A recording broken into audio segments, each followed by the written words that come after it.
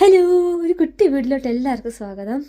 നമ്മുടെ ഇവിടെ യൂറോപ്പിൽ ഇപ്പോൾ വീടൊക്കെ മാറുന്ന ആൾക്കാർ അല്ലെങ്കിൽ ആ വീട്ടിൽ താമസിച്ച ആൾക്കാർ മരിച്ചു പോയി കഴിയുമ്പോൾ അവിടുത്തെ ഫർണിച്ചേഴ്സും കാര്യങ്ങളും എല്ലാം ഒന്നില്ലെങ്കിൽ അവരെടുത്ത് പുറത്ത് വെക്കും. ഇഷ്ടമുള്ള ആൾക്കാർക്ക് ഒന്ന് എടുത്തുകൊണ്ട് പോകാം. അപ്പോൾ നമ്മുടെ മുകളിലത്തെ ഫ്ലോറിൽ താമസിച്ചിരുന്ന ആൾക്കാർ അവരവിടെ വെക്കേറ്റ് ചെയ്യാണ്. അപ്പോൾ കുറേ ഫർണിച്ചേഴ്സ് അവരെടുത്ത് പുറത്ത് വെച്ചു.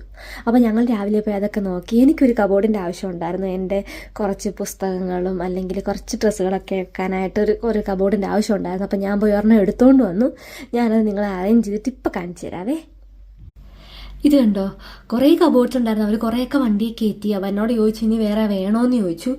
ഞാൻ പറഞ്ഞു വേണ്ട, എനിക്ക് ഒരെണ്ണം മതി. അവർ മാക്സിമം എല്ലാം മൂവ് ചെയ്യാൻ നോക്കുകയാണ്. ഒന്നില്ലെങ്കിൽ ചിലടത്ത് ആൾക്കാർ ഉപേക്ഷിച്ചിട്ട് പോകും, ചിലർ എങ്ങനെയൊക്കെ ട്രാൻസ്പോർട്ട് ചെയ്ത് കൊണ്ടുപോകാൻ ശ്രമിക്കും.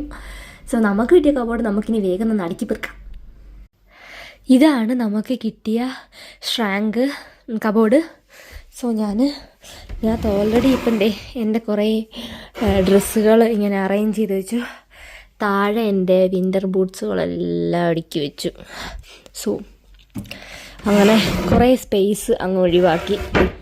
അതിൻ്റെ മേലെ ലാപ്പും വെച്ചു.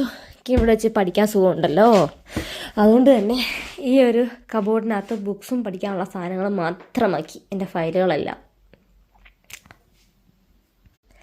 സോ ഈ കുഞ്ഞു വീഡിയോ എല്ലാവർക്കും ഇഷ്ടമായെന്ന് വിചാരിക്കുന്നു. ഇനി ഇതുപോലത്തെ വീഡിയോയിലായിട്ട് പിന്നെയും വരാം കേട്ടോ. Bye bye.